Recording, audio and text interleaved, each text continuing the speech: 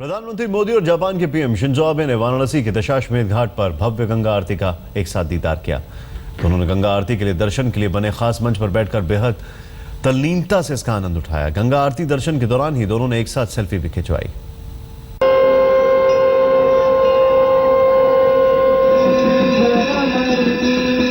गंगा किनारे लहरों पर मंत्रोच्चार के बीच महाआरती की जगमग रोशनी में प्रधानमंत्री शिंजो आबे ने काशी की विरासत को निहारा।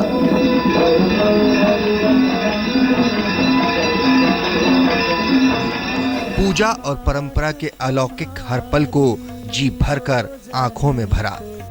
प्रधानमंत्री नरेंद्र मोदी के साथ गंगा की विधि विधान और वैदिक मंत्रोच्चार के साथ पूजा की तो जिस कलकल धारा के किनारे भारत का अतीत और वर्तमान पला बढ़ा, उसी के किनारे भारत के भविष्य पर महामंथन और चिंतन का अनूठा अध्याय भी लिखा और जापान के क्योटो की तर्ज पर काशी में विकास की जलधारा निकालने की आकांक्षा फिर से परवान भी चढ़ी।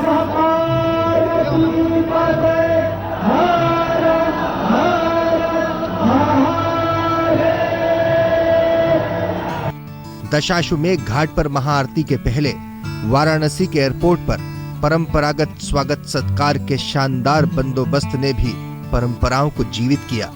इस मौके पर सीएम अखिलेश यादव और राज्यपाल राम नाईक ने अगवानी की।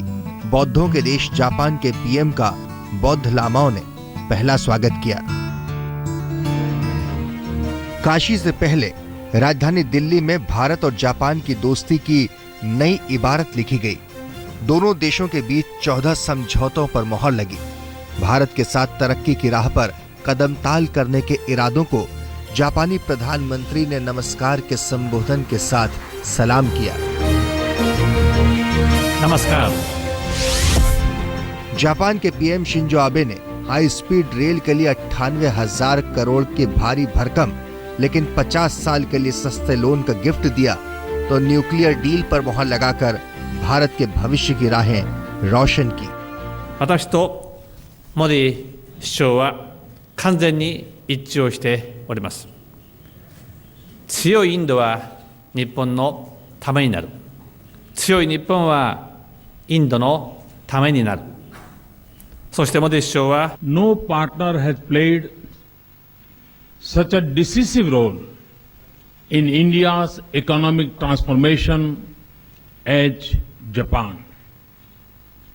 No friend will matter more in realizing India's economic dreams than Japan. Mumbai Ahmedabad के बीच पहला बुलेट ट्रेन नेटवर्क जापान के शिनकानसेन के जरिए पूरा होगा।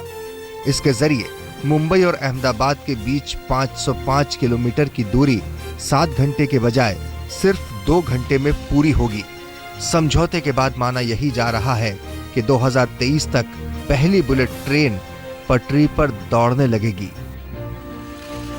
शिंजो आबे ने भारत में बनने वाली मारुति सुजुकी कारों के लिए जापान के बाजार खोलने का ऐलान भी किया।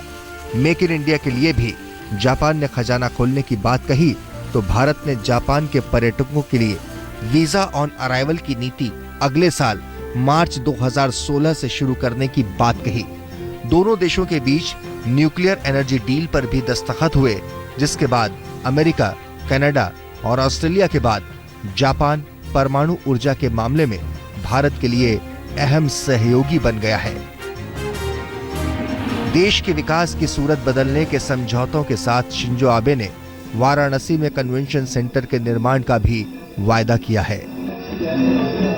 दिल्ली से स्मिता शर्मा के साथ आज तक ब्यूरो।